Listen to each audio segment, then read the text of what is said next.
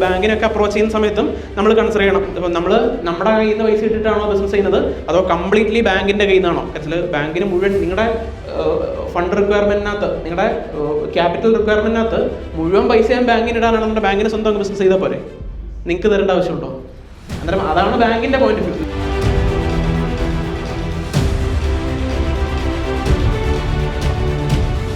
നമ്മുടെ ഫിനാൻഷ്യൽ സ്റ്റേറ്റ്മെൻറ്റിൽ തന്നെ പ്രോഫിറ്റ് വേറെ, സാലറി വേറെ. അന്നേരം ആ സാലറി അഡ്ജസ്റ്റ് ചെയ്ത് കഴിയുമ്പോഴത്തേക്ക് എന്തോ നമ്മൾ ആ ഇട്ട മെനക്കേടിന്, അതുകൊണ്ടാണ് നമ്മൾ എന്ത് മെനക്കേടാണോ എടുക്കുന്നത്. നിങ്ങൾ ബിസിനസ്സിൽ എന്ത് റോളാണോ ചെയ്യുന്നത്, സെയിൽസ് ആണോ, മാർക്കറ്റിംഗ് ആണോ, ഓപ്പറേഷൻസ് ആണോ, എന്ത് ആക്ടിവിറ്റിയാണോ നിങ്ങൾ ചെയ്യുന്നത്, അതിന് നിങ്ങൾ വേറെ എവിടെയെങ്കിലും വർക്ക് ചെയ്തായിരുന്നെങ്കിൽ നിങ്ങൾക്ക് എന്ത് ശമ്പളം കിട്ടുമായിരുന്നു. ആ ശമ്പളം എന്ത് ചെയ്യണം? നിങ്ങളുടെ ശമ്പളമായിട്ട് എക്സ്പെൻസ് ആയിട്ട് കുറയ്ക്കണം. അതിന് ശേഷമുള്ള പ്രോഫിറ്റ് വെച്ചിട്ട് വേണം നമ്മൾ എന്ത് നോക്കാൻ, റിട്ടേൺ ഓൺ ഇൻവെസ്റ്റ്മെന്റ് വേണ്ട രീതിയിൽ കിട്ടുന്നുണ്ടോ എന്നുള്ളത് നോക്കാൻ. ഓക്കെ ആണോ? അന്നേരം ഇവിടെ ഇത്രയും പ്രശ്നങ്ങൾ ഉണ്ടായിട്ടും നമുക്ക് ഈ റിട്ടേൺസ് ജനറേറ്റ് ചെയ്യാൻ, നമ്മുടെ ഇൻവെസ്റ്റ്മെന്റിന്റെ മീതെ നമുക്ക് റിട്ടേൺസ് ജനറേറ്റ് ചെയ്യാനുള്ള ഒരു കാരണം എന്ന് പറയുന്നത്, നമുക്ക് ഒരു പരിധി വരെ നമുക്ക് എന്ത് ചെയ്യാൻ പറ്റി, നമുക്ക് ലോൺ ആയിട്ട് കുറച്ച് എമൗണ്ട് ഫണ്ട് ചെയ്യാൻ പറ്റി, അല്ലേ? ലോങ് ടേം ബോറോയിങ്സ് ആയിട്ട് നമ്മൾ റേസ് ചെയ്തിട്ടുണ്ട്, ബാങ്ക് ഓടി ആയിട്ട് റേസ് ചെയ്തിട്ടുണ്ട്. ഇതിനെയാണ് നമ്മൾ ഫിനാൻഷ്യൽ ലിവറേജ് എന്ന് പറയുന്നത്. നമ്മൾ നേരത്തെ പറഞ്ഞു, നമുക്കൊരു ഇൻവെസ്റ്റ്മെന്റ് ഓപ്പർച്യൂണിറ്റി ഉണ്ടെങ്കിൽ നമ്മുടെ ഫിനാൻസ് എടുക്കുന്ന സമയത്ത് അതിന്റെ കോസ്റ്റ് നമ്മുടെ റിട്ടേൺസിനെക്കാട്ടിലും കുറവാണെങ്കിൽ നമ്മൾ ആ ഇത് ചെയ്ത് കഴിഞ്ഞാൽ ബാക്കി മുഴുവൻ എന്തോ നമ്മൾ ഇട്ട പൈസയുടെ മീതെയുള്ള റിട്ടേൺസ് ആയി. അന്നേരം അവിടെയും ഒരു കാര്യം ശ്രദ്ധിക്കണം, നമ്മുടെ ഈ ബാങ്ക് ചുമ്മാ തോന്നിയ മാതിരി നമുക്ക് ലോൺ തരും തോന്നുന്നുണ്ടോ? ഇല്ല. അന്നേരം ബാങ്ക് പ്രധാനമായിട്ടും കൺസിഡർ ചെയ്യുന്ന മറ്റൊരു പാരാമീറ്ററാണ് ഡെപ്റ്റ് ടു ഇക്വിറ്റി റേഷ്യോ. ഈ ഫിനാൻഷ്യൽ സ്ഥാപനത്തിൽ ഡെപ്റ്റ് എത്രത്തോളം ഉണ്ട്, നമ്മുടെ ഓണേഴ്സിന്റെ ഫണ്ട് എത്രത്തോളം ഉണ്ട്, അതൊന്ന് നോക്കിയാലോ.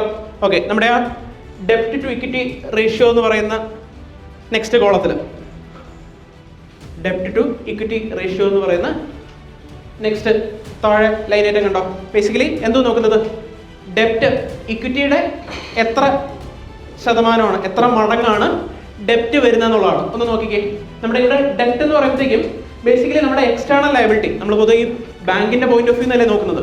എന്തായാലും നോർമലി നോക്കുന്നത് ബാങ്ക് ഇത്തരത്തിലുള്ള എക്സ്റ്റേണൽ ഫിനാൻസ് എത്ര വന്നിട്ടുണ്ടെന്നുള്ളതാണ് നോക്കുന്നത്. ബേസിക്കലി നമ്മുടെ ലോങ് ടേം ബോറോയിങ്സ് നമ്മൾ ലോൺ എടുത്തിട്ടുണ്ടായിരിക്കാം, അതേപോലെ തന്നെ ബാങ്കിൽ നിന്ന് നമുക്ക് ഓവർ ഡ്രാഫ്റ്റ് തന്നിട്ടുണ്ട്. മൊത്തം രണ്ടും കൂടെ കൂട്ടുമ്പോൾ എത്ര വരും? 72,81,330 പ്ലസ് 44,41,250,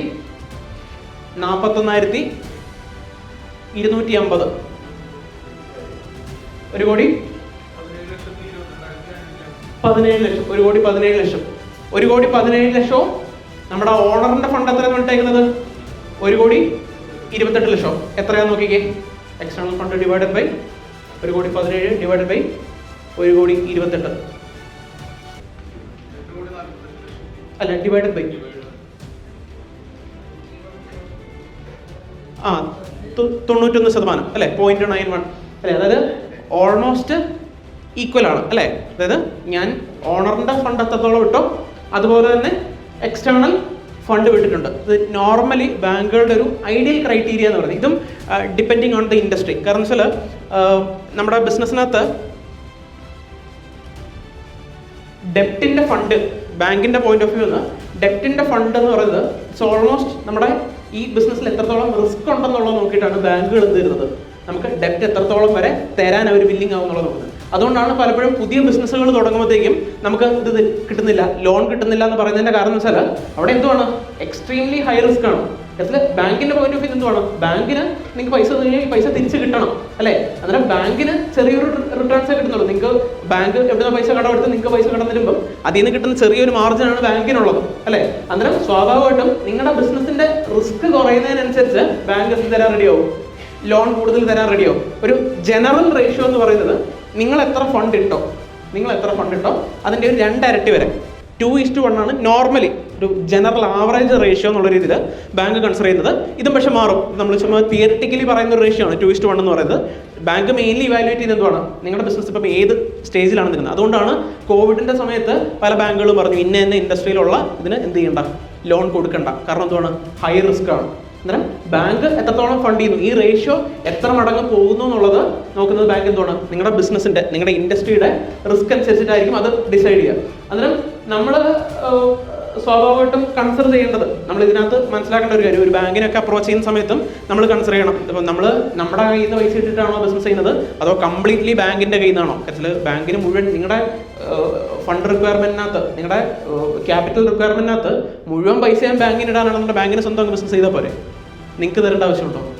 അന്നേരം അതാണ് ബാങ്കിന്റെ പോയിന്റ് ഓഫ് വ്യൂ. അന്നേരം നമ്മൾ വെറുതെ ബാങ്ക് മാനേജർമാരെ കുറ്റം പറഞ്ഞിട്ട് കാര്യമില്ല.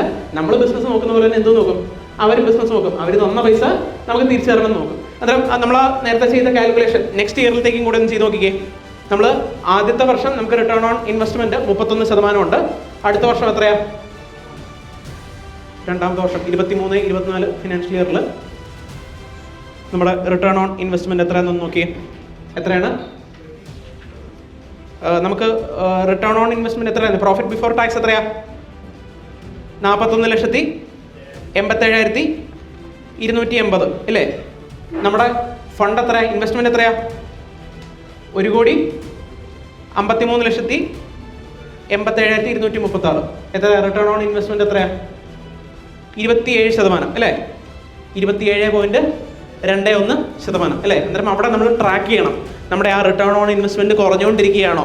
അതിനെയാണ് നമ്മൾ എന്ത് പറഞ്ഞത്, ആ ഒരു ട്രെൻഡ് മനസ്സിലാക്കണം എന്ന് പറഞ്ഞത്. നമ്മുടെ റിട്ടേൺ ഓൺ ഇൻവെസ്റ്റ്മെന്റ് കുറഞ്ഞുകൊണ്ടിരിക്കുകയാണെങ്കിൽ, ഇത് ആദ്യത്തെ കൊല്ലം 37 ഉണ്ടായിരുന്നു, അടുത്ത കൊല്ലം 27 പോയി, അടുത്ത കൊല്ലം 25 പോയി, 15, 10, 12 പോകുമ്പോഴത്തേക്കും എന്ത് മനസ്സിലാക്കണം?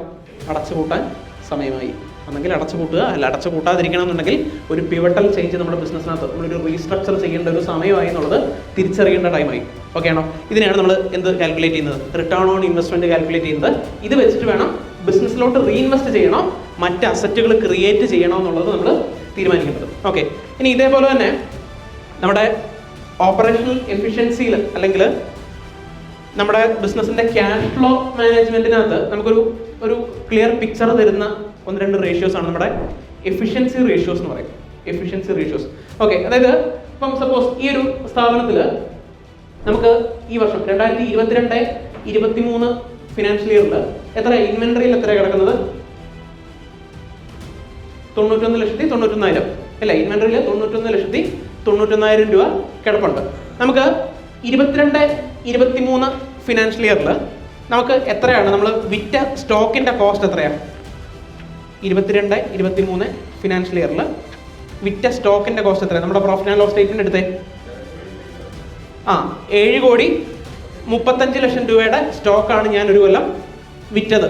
ഇത് ഈ ഇൻവെന്ററിന്റെ ഈ ഒരു കാൽക്കുലേഷൻ ഇൻവെന്ററിയിൽ ഡീൽ ചെയ്യാത്ത ആൾക്കാർക്ക് അത്ര റെലവന്റ് ആയിരിക്കത്തില്ല, എന്നാലും നമുക്കൊന്ന് ജസ്റ്റ് ഒരു അണ്ടർസ്റ്റാൻഡിംഗ് ഉണ്ടാക്കി വെക്കാം. ഓക്കെ, അതായത് ഒരു കൊല്ലം കൊണ്ട് ഞാൻ 7,35,00,000 രൂപയുടെ സാധനമാണ് വിറ്റത്. 7,35,00,000 രൂപയുടെ സാധനമാണ് വിറ്റത്. അന്നേരം ഓൺ ആൻ ആവറേജ് നമുക്ക് 365 എടുക്കണം. 360 കാൽക്കുലേഷൻ എളുപ്പത്തിന് 360 ദിവസം ഉണ്ടെങ്കിൽ ഓൺ ആൻ ആവറേജ് ഒരു ദിവസം എനിക്ക് എത്ര സ്റ്റോക്കിന്റെ സെയിലാണ് ആക്ച്വലി വേണ്ടത്?